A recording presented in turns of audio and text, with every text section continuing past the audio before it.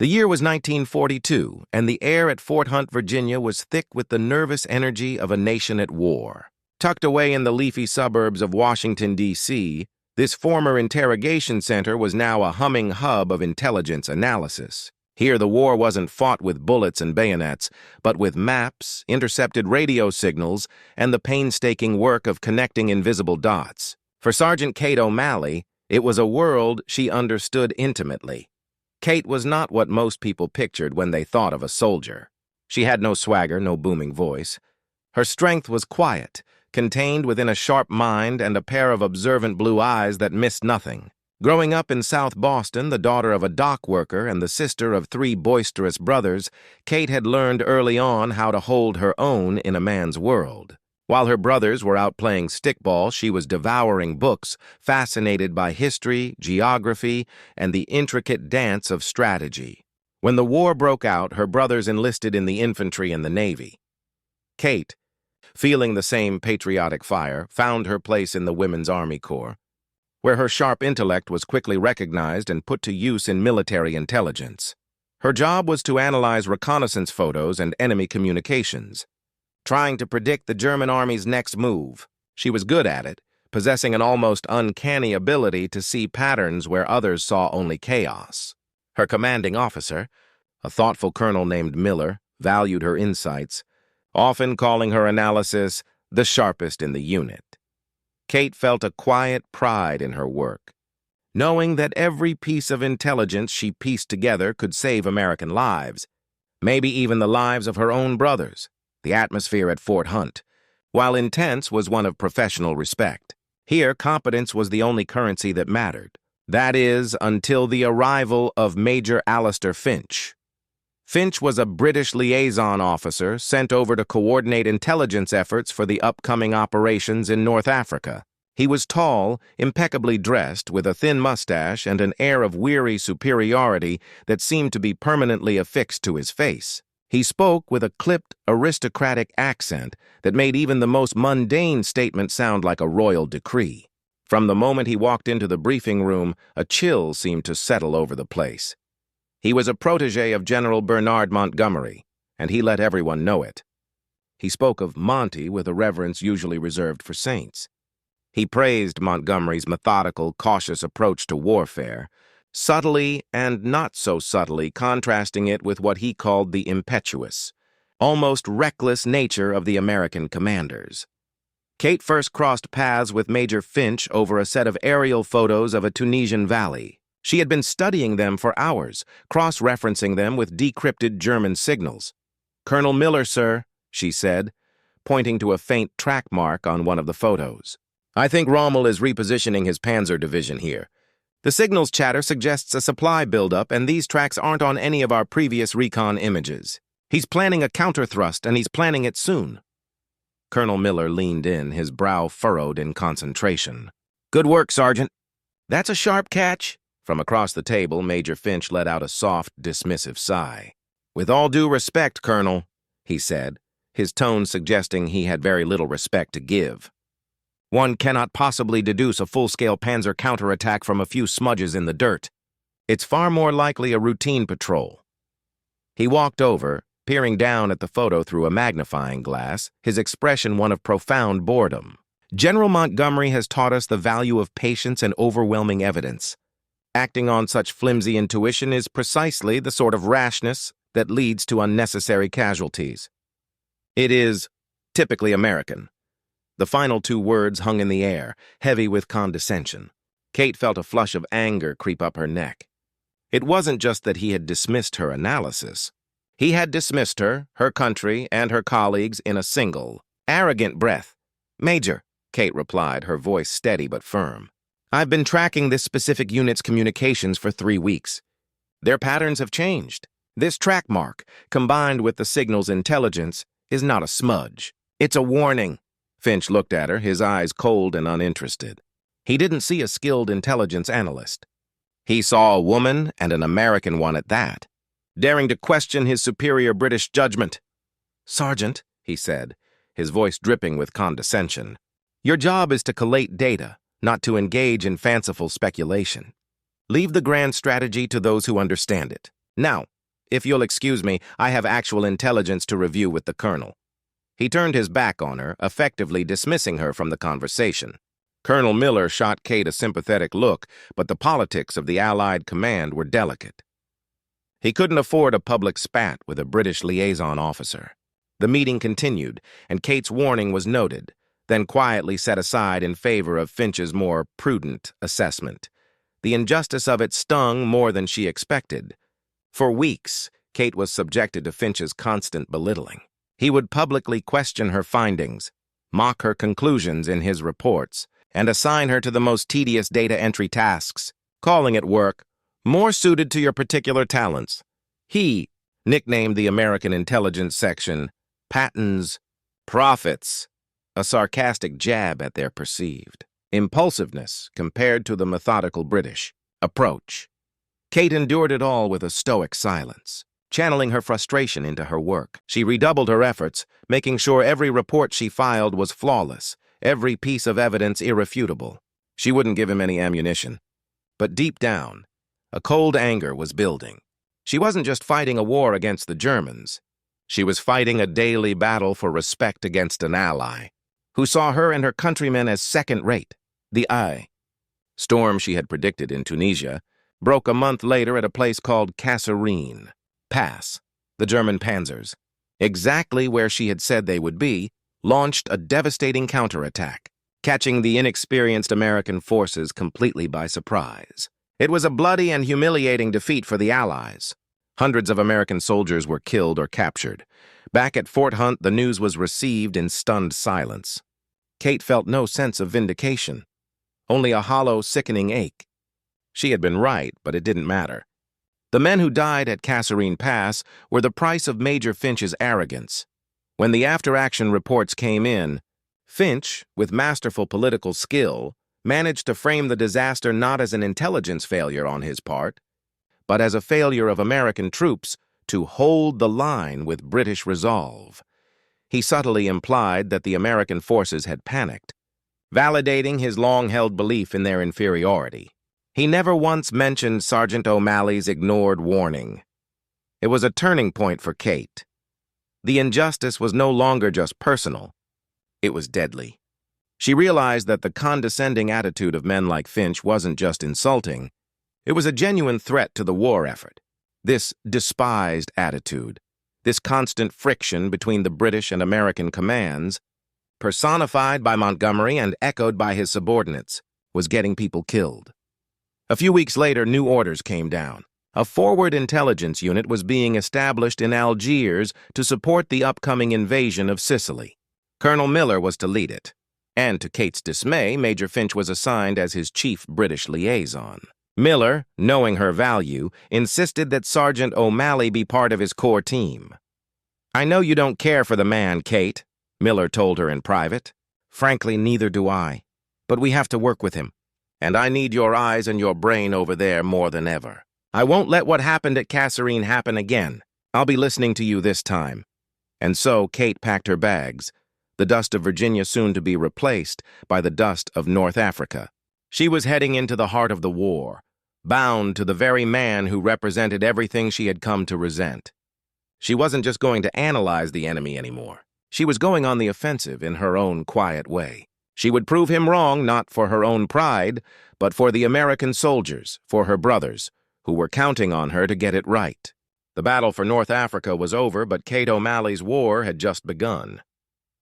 The heat in Algiers was a physical presence, a suffocating blanket that shimmered over the whitewashed buildings and dusty streets. For Sergeant Kate O'Malley, it was a world away from the manicured lawns of Fort Hunt. Here, the war was not an abstract concept discussed over maps in an air-conditioned room.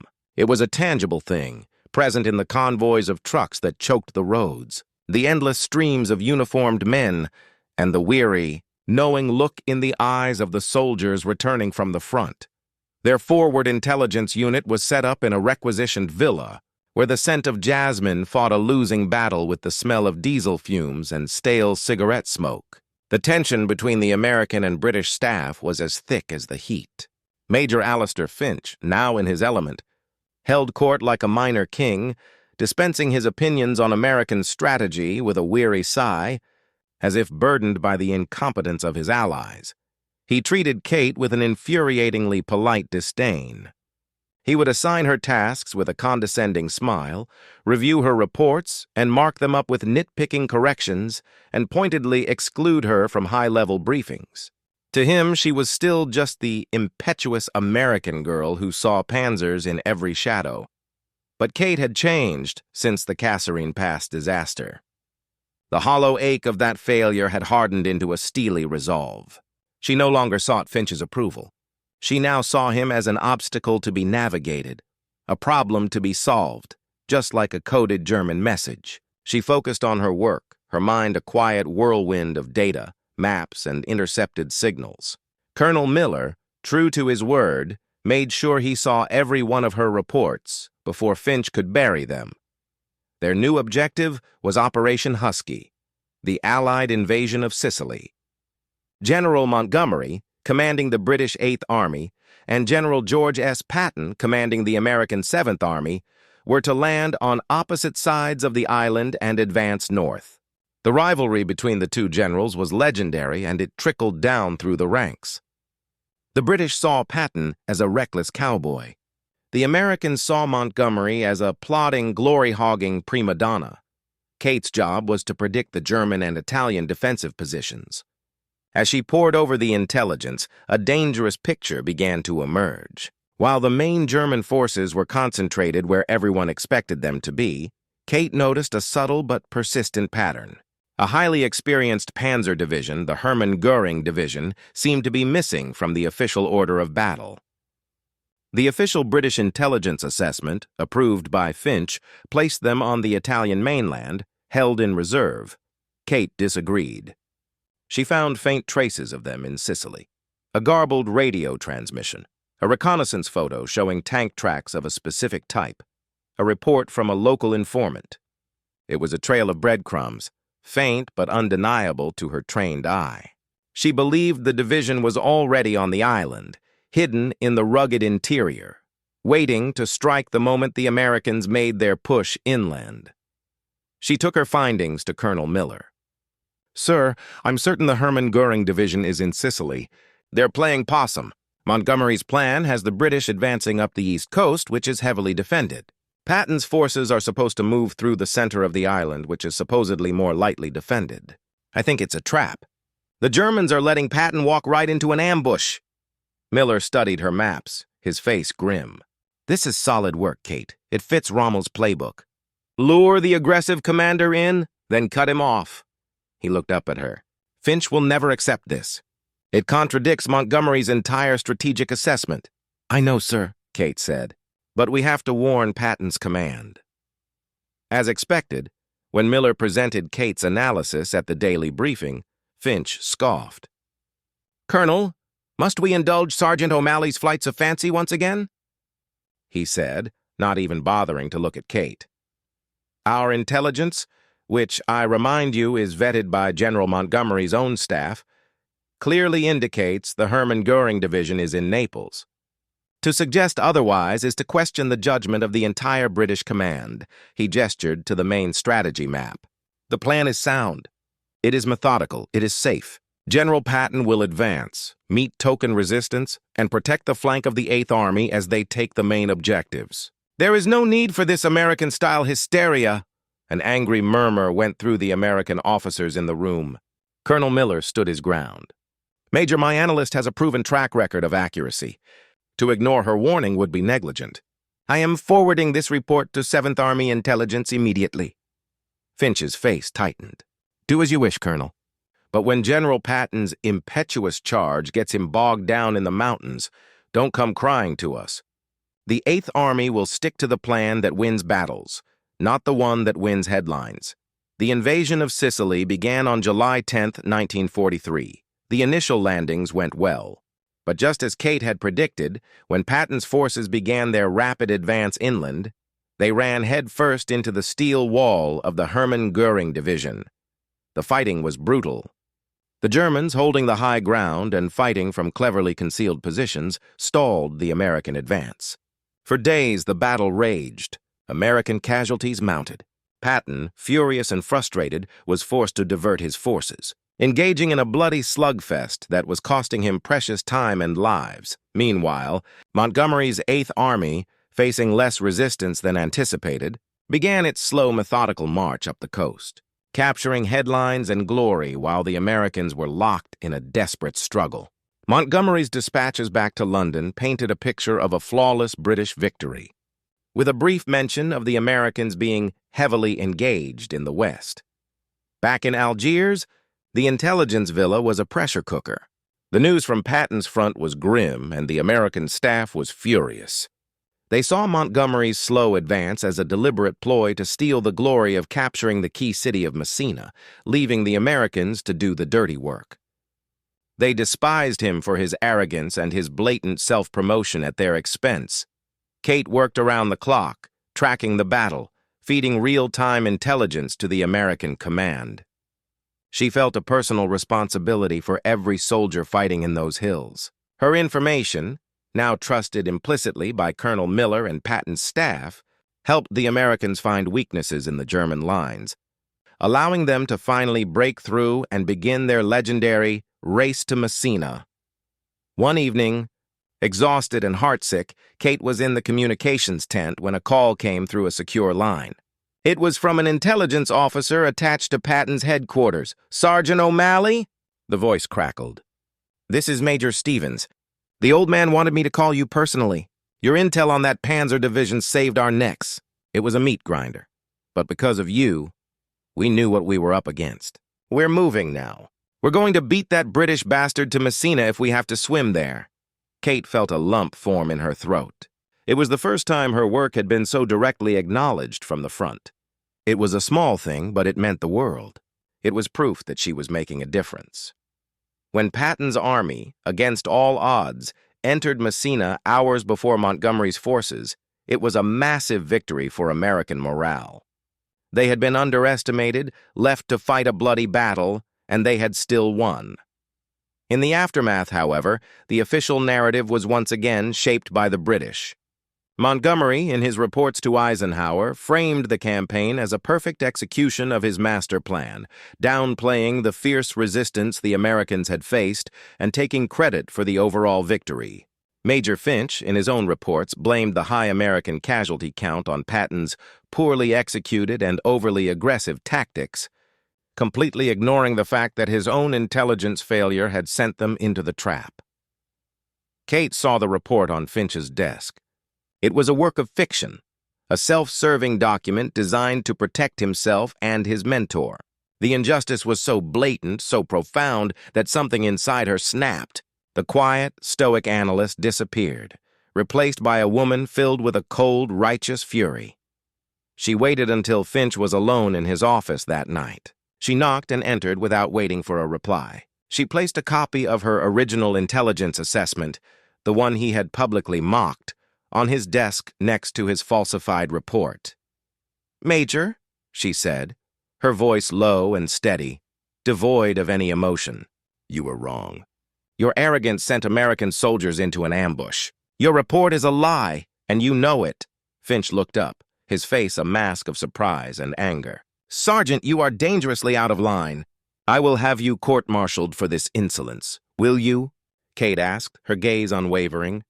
"Colonel Miller has a copy of my original report, date-stamped and signed by him before the invasion. Patton's G2 has a copy. I have a copy. Your report will not stand up to scrutiny. You can try to ruin my career, but the truth of what happened here, the truth of your failure, is already on the record." She paused, letting the weight of her words sink in. "Men died because you couldn't bear to be wrong. They died because you and your general care more about your reputation than about the lives of your allies, and I will not stay silent about it again." Without another word, she turned and walked out, leaving Finch staring after her, his face pale, his usual arrogance finally shattered. Kate didn't know what the consequences of her actions would be. The fallout from Kate's confrontation with Major Finch was not the explosion she had anticipated, but a slow, cold freeze. Finch, realizing the paper trail she had created could indeed damage his career, did not press for a court-martial. Instead, he used his influence to have her quietly reassigned. The official reason was that her skills were needed for the planning of the grandest operation of them all, the invasion of France. And so, in the dreary autumn of 1943, Sergeant Kate O'Malley was transferred to London. On the surface, it was a promotion. She was now working at Chef, the Supreme Headquarters Allied Expeditionary Force, but in reality, it was a gilded cage. Finch had made sure to attach a note to her file, describing her as a competent but occasionally overzealous analyst, prone to challenging the chain of command. It was a subtle poison designed to isolate her. Her new superiors treated her with a polite but distinct coolness. She was given tedious, compartmentalized tasks. Kept away from the big picture, her insights and initiative effectively neutered. London was a city living on its nerves, shrouded in fog, blackout curtains, and the constant underlying threat of air raids. For Kate, the city's atmosphere mirrored her own state of mind. She felt isolated, her purpose dulled.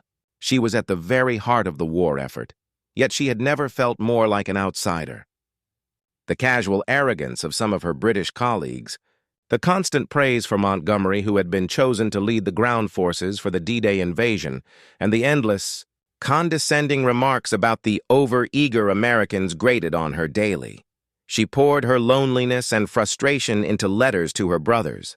One was with the fleet in the Pacific, but the other, Danny, was with an airborne division training just outside London. They managed to meet a few times on brief weekend passes. Seeing his cheerful, determined face was a balm to her soul, but also a heavy weight. He and his friends, all young and full of life, were preparing to jump into Normandy. They were the ones who would pay the price if the planners got it wrong. This thought haunted Kate and reignited her sense of duty. She couldn't allow herself to be sidelined. She began working after hours on her own time, piecing together the scraps of intelligence she was allowed to see. She used her own system, her own unique way of seeing patterns, to build a larger picture of the German defenses in Normandy. The official Chef plan, heavily influenced by Montgomery, was a masterpiece of methodical brute force strategy.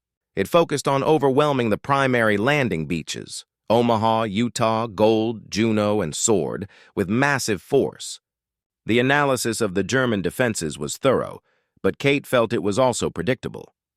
It assumed the Germans would react in a predictable, conventional way. Kate, however, noticed anomalies.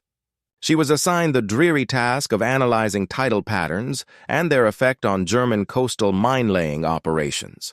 It was work no one else wanted. But as she studied the charts and the corresponding reconnaissance photos, she saw something. The Germans were laying fewer mines than expected in one specific sector, just west of Utah Beach. It was a rugged area of cliffs and marshes, deemed unsuitable for a major landing and thus a lower priority for the Allied planners.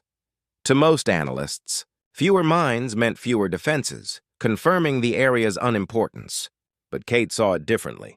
Why would the famously thorough Germans leave a gap in their coastal defenses? She cross-referenced it with signals intelligence. There was an unusual amount of radio silence from that sector, which was often a sign of a highly disciplined unit trying to hide its presence. Working secretly at night in the cavernous, chilly archives, she pulled every piece of recon and intelligence she could find on that sector. She discovered a series of newly built roads leading inland from the cliffs. Roads that were cleverly camouflaged but visible if you knew what to look for. They weren't big enough for a panzer division, but they were perfect for moving smaller mobile artillery and anti-tank units into position quickly. A chilling theory began to form in her mind. It was Sicily all over again. The Germans were leaving a deliberate weakness, an invitation. They were expecting the Americans to be aggressive and opportunistic. Montgomery's plan completely overlooked this area, focusing all attention on the main beaches.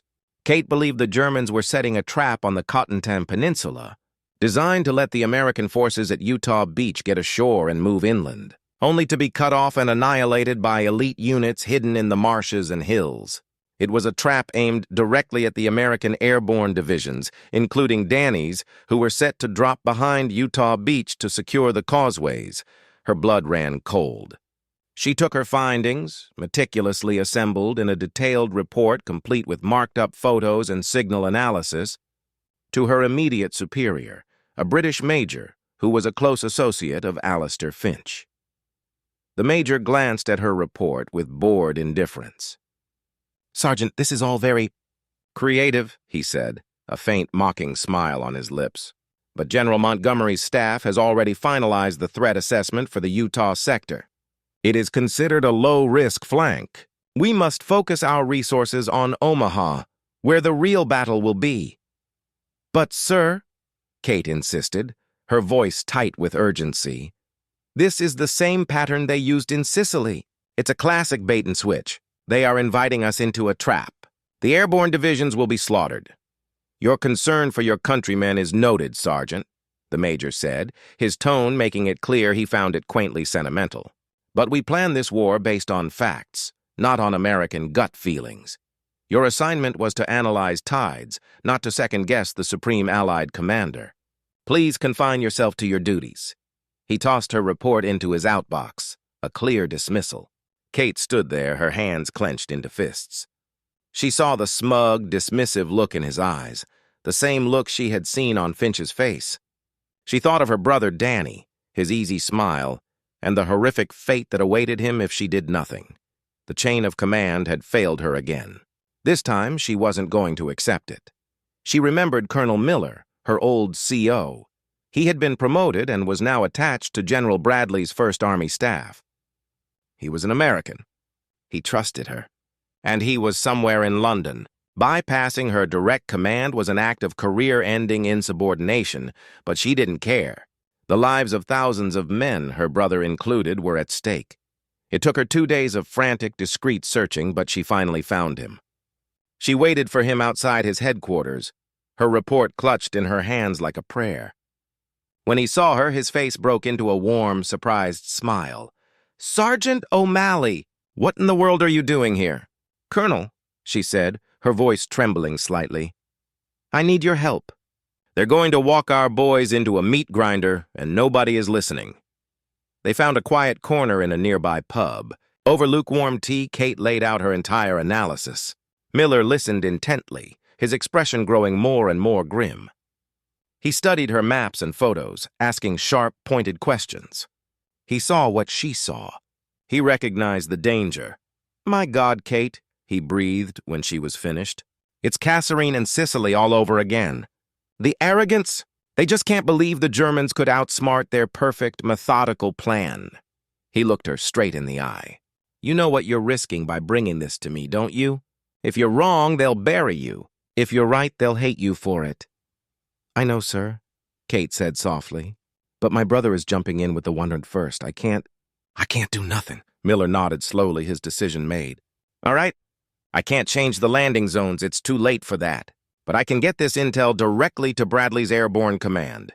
We can adjust the drop zones for the Pathfinders, give them new secondary objectives, and warn them to expect heavy mobile resistance from the west. It might be enough to give them a fighting chance." He took the report from her. "You've done a brave thing, Kate, a very brave thing. Now go back to your post and act like this conversation never happened. I'll handle it from here." Kate walked back through the foggy London streets, a profound sense of both terror and relief washing over her. She had defied the system, broken the rules, and placed her trust and her brother's life in the hands of one good man. The great invasion was only weeks away. All she could do now was wait and pray that it had been enough. The most despised man in the American army for Kate was no longer just Montgomery. It was the entire rigid, arrogant system he represented, a system she had just declared her own private war on.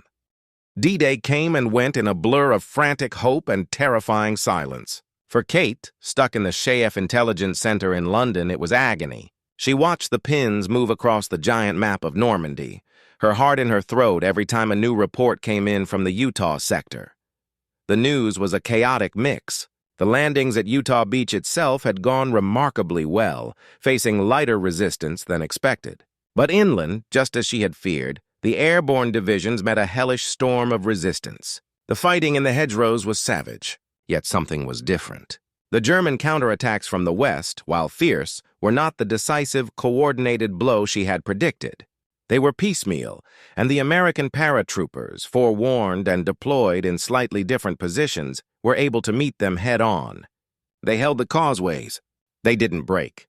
Her brother Danny's division, the 101st Airborne, took heavy casualties, but they achieved their objectives. Kate knew, with a certainty that made her knees weak with relief, that Colonel Miller had come through. Her warning had made a difference. It had given them the edge they needed to survive. Her act of insubordination, however, did not go unnoticed. Her British superior, furious that his authority had been circumvented, launched an internal investigation. It didn't take long to trace the unofficial intelligence back to Kate. Major Alistair Finch, who was now a senior staffer for Montgomery, was brought in to oversee the inquiry. It was a quiet, brutal affair conducted in a stuffy, wood-paneled office. Finch sat opposite her, his face a cold mask of triumph. This was the moment he had been waiting for. "Sergeant O'Malley," he began, his voice silky smooth. "It has come to our attention that you deliberately bypassed your commanding officers to disseminate unvetted, and I might add, highly alarmist, intelligence directly to the American command. Your actions created unnecessary confusion and demonstrated a shocking lack of discipline. You sowed distrust between allies at the most critical moment of the war." Kate met his gaze without flinching. "My intelligence was accurate, Major, and it saved lives." "Your intelligence," Finch countered, "was a lucky guess that contradicted the official assessment of General Montgomery's own staff. The success at Utah was due to the soundness of the overall plan, not your panicked meddling. What you did was an act of profound arrogance." The irony of him accusing her of arrogance was so thick she could have choked on it. But she remained silent. She had no defense. Colonel Miller, to protect both himself and the integrity of his command, could not officially admit to acting on her unauthorized report. She was alone. The verdict was predetermined.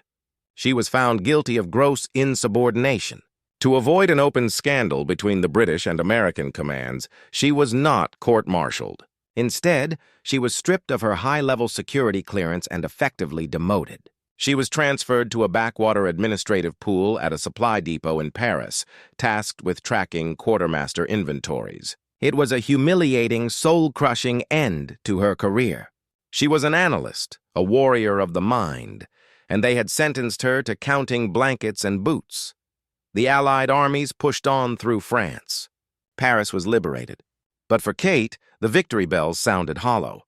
She did her job, her spirit slowly being ground down by the monotony and the crushing weight of the injustice. She read about Montgomery's slow, cautious advance, his constant demands for supplies, and his public clashes with Patton. She heard the GIs in the mess halls cursing his name, blaming him for the stalled advance. The reasons Americans despised Montgomery were the same reasons her career now lay in ruins: an unshakable arrogance and a refusal to listen to any voice but his own. Then, in the bleak, freezing December of 1944, the world turned upside down. The Germans launched a massive surprise offensive through the Ardennes forest. The Battle of the Bulge had begun. The Allied High Command was caught completely by surprise. The intelligence failure was catastrophic. Hubris and complacency had left the front line dangerously thin, manned mostly by exhausted or green American troops. The German panzers smashed through the American lines, creating chaos and panic. At her dreary desk in Paris, Kate read the first frantic reports with a growing sense of horror and a strange, chilling sense of déjà vu. This was Kasserine Pass on a colossal scale. But as the disaster unfolded, a different story began to emerge. Amidst the chaos and retreat, certain American units were holding their ground with impossible courage. The 101st Airborne, surrounded and cut off at the vital crossroads town of Bastogne, refused to surrender. A few days into the battle, an urgent summons arrived for Kate. A jeep was waiting to take her immediately to Chaff Forward Headquarters in Versailles. She had no idea why. When she walked into the chaotic command center, the first person she saw was Colonel Miller, now a brigadier general. His face was grim, etched with sleeplessness, but his eyes were bright with a fierce intensity. He pulled her into a small office away from the frantic energy of the main room. "Kate," he said, his voice low and urgent. "They were warned. Not all of them, but some. The 101st at Bastogne. They had a few hours' notice. Not much, but enough to dig in. Enough to prepare." Kate stared at him, confused. "Warned by who?" "I thought the surprise was total." "It was," Miller said. "But after what you did before Normandy, I knew I couldn't trust the official intelligence channels to spot the unconventional.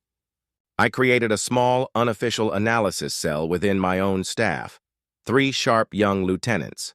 I taught them your methods, Kate, to look for the gaps, the anomalies, the things that don't fit the official narrative, to listen to their gut when the data felt wrong." He took a deep breath. "They picked up on the German buildup in the Ardennes 2 weeks ago. It was just whispers, faint signals, same as your Normandy analysis. They filed a report. It was dismissed by Montgomery's staff as scaremongering. They called it another example of panicky American guesswork." Miller's eyes bored into hers. "But I didn't dismiss it. I sent an unofficial warning to the commanders I trusted, including the 101st. I told them to be ready for anything. And that warning, Kate, came from your legacy. Your methods. The truth of it hit Kate like a physical blow. The men in Bastogne were holding on because of her. Because of a lesson she had taught, a seed of dissent she had planted against the rigid, arrogant system. Why am I here, sir?" she asked, her voice thick with emotion. "Because Eisenhower is conducting an after-action review of this intelligence disaster, and I'm not letting them sweep this under the rug again," Miller said, his jaw set. "I'm going in there to tell him exactly what happened, and you are coming with me." He led her into the main briefing room. It was filled with the highest-ranking Allied commanders. Eisenhower sat at the head of the table, his face like thunder. General Bradley was there. And near the end of the table, looking pale and shaken, sat Major General Alistair Finch, now representing Montgomery's staff. Miller made his report. He laid out, in clear, irrefutable detail, how his unofficial unit, using Sergeant O'Malley's analytical model, had predicted the attack, and how their warning had been officially ignored. He didn't raise his voice, but his words were a damning indictment of the systemic arrogance that had led to this disaster. When he finished, he said, "And the analyst who created this model, the woman who was punished for saving countless American lives at Normandy, is here today. Sergeant Kate O'Malley." All eyes turned to Kate. She stood tall, her gaze steady. She looked directly at Alistair Finch. For a fleeting moment, she saw something in his eyes she had never seen before. Fear. His entire world of methodical certainty and effortless superiority had crumbled around him. He and the system he represented had been proven catastrophically wrong, while the quiet, underestimated American woman he had tried to destroy had been proven right, time and time again. In the aftermath, there was a quiet revolution in Allied intelligence. Kate O'Malley was not only restored to her rank and position, but she was promoted and asked to lead a new joint Anglo-American intelligence unit, tasked specifically with unconventional threat analysis. Her methods became required training. Alistair Finch was quietly reassigned to a meaningless post in Scotland, his career in ruins. Months later, after the war in Europe was over, Kate received a worn, dirt-stained letter from her brother, Danny. He had survived Bastogne. "It was crazy, Kate," he wrote. "We all thought we were done for. But the strangest thing happened. A few hours before the whole world fell on us, our CO pulled us together and told us to dig in like we'd never dug before. He said he had a hot tip from a sharp-eyed analyst that hell was coming. Never found out who it was, but whoever they were, they saved our lives. Some guardian angel, I guess." Kate folded the letter, a slow smile spreading across her face as tears welled in her eyes. The truth was her vindication. The respect she had earned was her reward. And the quiet knowledge that she had been her brother's guardian angel was her peace. The war had been won not just by generals on a map, but by the quiet courage of those who dared to speak truth to power, no matter the cost.